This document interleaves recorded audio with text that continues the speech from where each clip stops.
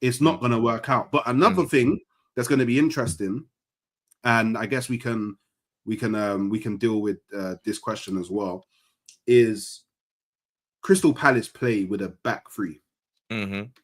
Now, Viktor Gyokeres is going to have to figure out this game, how he plays in the Premier League against back threes, because it's something he's going to have to come up against. Like, he came up against it against Manchester United, but I'll be like, Fairs, that was the first game of the season. Yeah. So you're not really up to speed, didn't really have too much of a preseason. Cool. But I feel like Viktor Gyokeres, he started to build up a bit of a rhythm now. And I think we're now going to start seeing, I guess, the rewards from him doing all the hard graft that he's been doing on the pitch. But just before we talk about him specifically in this game, obviously Arteta came out, I haven't got the exact quote, but Arteta came out and said that Viktor Gyokeres and Kai Havertz can play together. So Wesley's gone, brothers, the claims of playing Havertz and Gyokeres, honestly, how would that work in your opinions? So in my opinion, and this is just my opinion, the best way for it to work is you have to play Havertz as a 10. So you have to play him just behind the striker. Yes. He has to kind of be a shadow striker, kind of the role that he played when he was at Leverkusen. That's how you make both of them work. And that's something that from the beginning of the season, I wanted to see. So for me, I was just, when Gyokeres came in, for me, it wasn't, do we play Havertz? Do we play Gyokeres? For me, it was, we play both. Yeah. Now, be it as it may, I said this before we signed Eze. So now we have Eze. It's kind of a bit more trickier. Because you now got a midfield of Zuba. Just throw it out there, Zubamendi for me, like never leave. Listen, never leave the first 11. Zuby-dooby-doo, he ain't never been scared though. He ain't never been scared of no monsters. He's a monster. Stop playing with him. He's revealing all their masks. He's taking off all their masks. You know what I mean? For real, for sure. Yes. He's catching all of the criminals, but then it's hard because it's like can't really take Declan Rice out either because he offers so much. But then it's like you can't really take Eze out. But then it's like can't really take Ødegaard out when he's fit. So then it's like what? And then obviously it's like there's going to be games where you have to make use of a Marino in the midfield.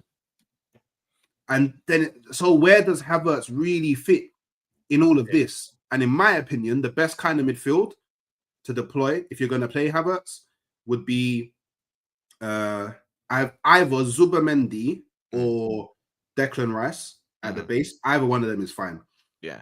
And then you either go Eze as the left 8, left 10, Havertz as the right 8, right 10, or Havertz as the left 8, left 10, and Ødegaard as the right 8, right 10. The reason why I say that is because you don't need too many people in the midfield that are going to do the dog work because Havertz, I think people forget, Havertz does the dog work. Like he does dirt. He's up and down, up and down. Like, he's like, weirdly enough, he's like an engine himself. Facts. He's an engine himself. And you need I still think with Havertz in the midfield, you need someone else to provide creativity. So I don't know, maybe you could play Zubamendi at the base and then Declan Rice is the left 8 and him as the right 8. But then it's like, I feel like with that, the balance is all off. Yeah. But he can play with Gyokeres. And then we enter a scenario of, because if you look at the goals that Havertz got last season and the season before, I'm talking like purely number-wise. Yeah. If he got those goals from a shadow striker position, from the 10, everyone's like, this brother's amazing. Yeah. This guy's amazing. It's only because we relied on him as our 9 to get goals and he didn't get like 9 type goals. Yeah. Everyone has a problem. But I don't know, like how, like, do you see it working? Like, I love this question. I love this question. One, just off of the base of it, the fact that we can think about enough depth, you know what I'm saying, to say, yo, we don't have, you know what I'm saying, just win the dog and Gunnosaurus on the bench as options. And we can actually talk about real players amongst our depth. I'm glad we here. You know what I'm saying? I just want people to take that in first and foremost. You know what I'm saying? Just absorb that thought. Next, I've thought about this a lot, and there's been conversations that's happened about this a lot throughout the season. There's a GIF on Twitter that I posted about this very situation where, like, Gyokeres and Havertz running together. You know the GIF of King Kong and Godzilla running towards you, like they're running in the same direction, like in what's it called? The movie. I swear I forget the name of the movie, but they do a team up and they both just run in the same direction like this. They doing that, bro. That's in the most endearing and positive of ways. That's what I envision that partnership being like. Now, before I say, like, from a positional, like, positional play standpoint, just look at how those two play. Gyokeres himself is a gravity magnet. Whether people like it or not, he consistently attracts defenders to his position wherever he goes. On set pieces, holding up the line before runs and making channel runs and doing what he does, he creates gravity. And he's going to attract 1-2 defenders on him, again, at all times, touch tight, really close, and that opens spaces. If people are making runs and Gyokeres is going this way, he's carrying people with him. And what does that create? Space. What does Havertz thrive on? Judging spaces and making runs into those spaces, last man. Again, like that's the perfect tandem. We've seen that time and time again where Gyokeres will create a run and there'll be space behind him. Like, there might have been times in the season where Gyokeres will, like, again, a ball will come in from from the byline and he might be just ahead of it, but there's for damn sure space either behind him or like across from him for somebody to be there and fill in that gap. Like, just the way that he operates and Gyokeres is demanding attention, Havertz can come in and capitalize on that so much. And I don't think we have somebody who is maybe in the same range of instinctive and has the license to do that like Havertz. Maybe a Martinelli as well, but again, that comes down to different positional things like that. Just quickly, really quickly. Obviously, big up Pavania, but just quickly, are you by any chance comic book fan? Oh, yes. I'm about to say yes. Okay, cool, sweet. So, because you use the term gravity for Gyokeres, I think we should start using the term magnetism because I like it. Because we all know Magneto. Listen, that might have to start being Gyokeres' name because I'm not mad at that. Yeah, because we all know there's iron in the blood. We all know Magneto can do that stuff. Yeah, I like that. I like that. Listen, that's true. It's the master of magnetism in that, because he runs one way, people just whoosh with him. Just whoosh. You see the hand move, whoosh. You know what I'm saying?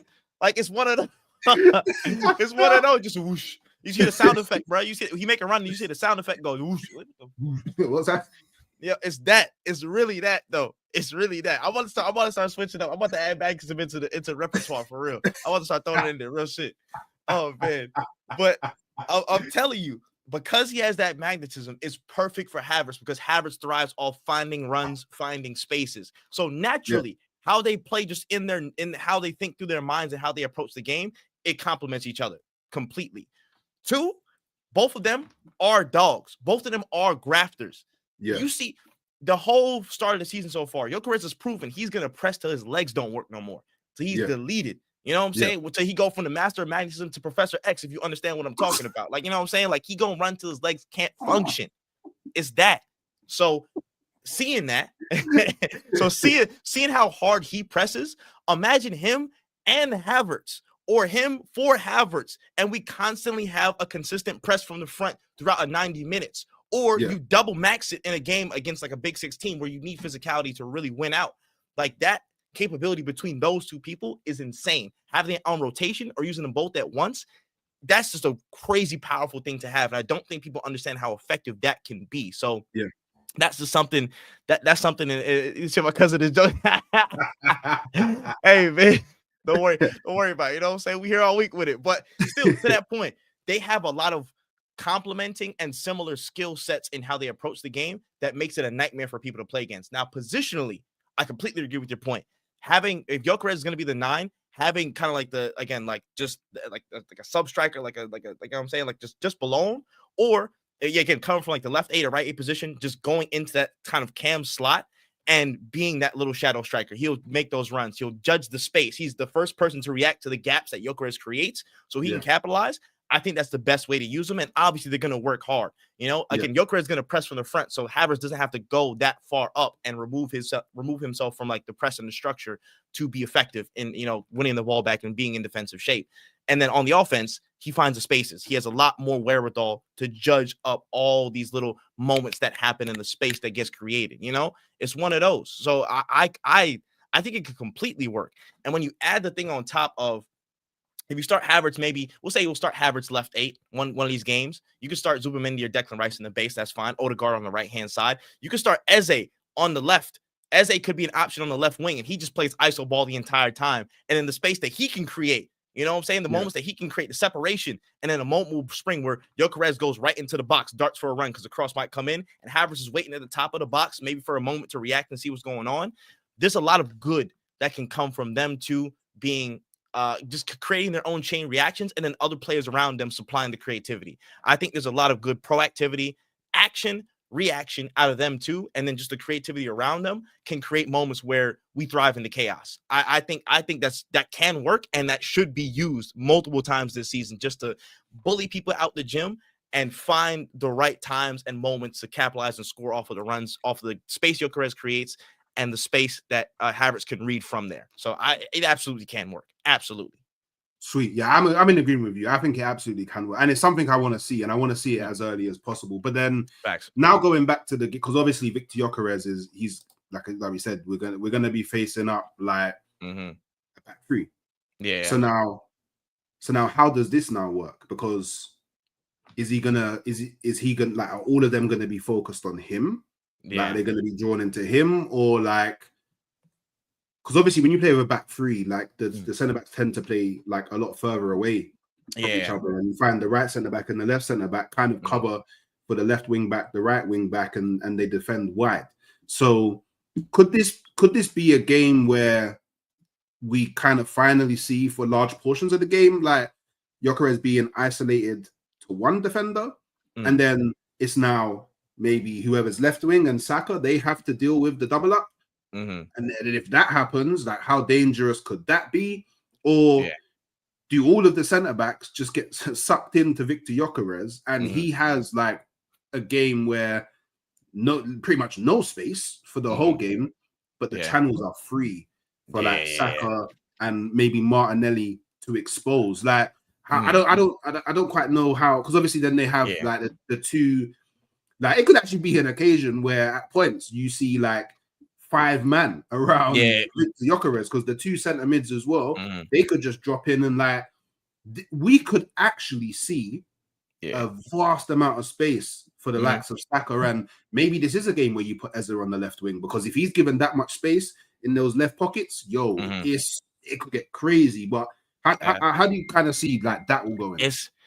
It's tough, because again, I know in Arteta's mind, I think again he thinks about the game holistically. I think about the entire team and staff and players. They think about the game holistically of like, one, how we set up offensively could also mitigate how they are. So pinning really, really good, solid, you know, again, just players on the wings, just to pin back their wing backs and say, yo, Tyreek Mitchell, you're not gonna break. Yo, you're gonna have to pay attention to Saka. You're gonna have to, like, you know, commit.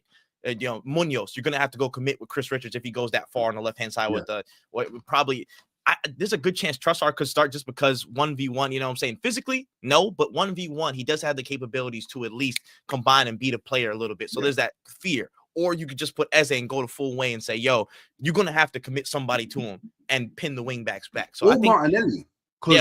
Martinelli could as well. Listen, he's been better. The hand tape